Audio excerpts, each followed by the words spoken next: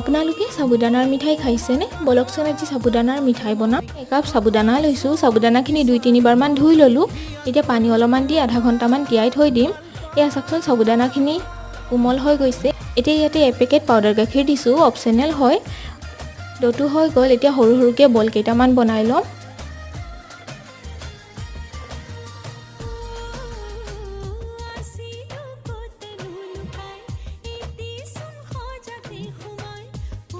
ইয়াতে মই আধা লিটাৰমান গাখীৰ লৈছোঁ। গাখীৰখিনি উতলিব ধৰিছে। এতিয়া ইয়াতে আধা কাপ চেনি দি দিলোঁ।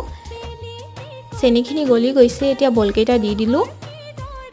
2-3 বাৰমান এইখিনি লৰাই দিছোঁ। এতিয়া কেইটামান কাজু আৰু কিচমিচ দিছোঁ, অপচনেল হয়। এয়া চাওকচোন গাখীৰখিনি ডাঠ হৈ আহিছে। এতিয়া গেছটো অফ কৰি দিলোঁ। ঠাণ্ডা হৈ গ'ল। বাতি এটাত উলিয়াই লৈছোঁ।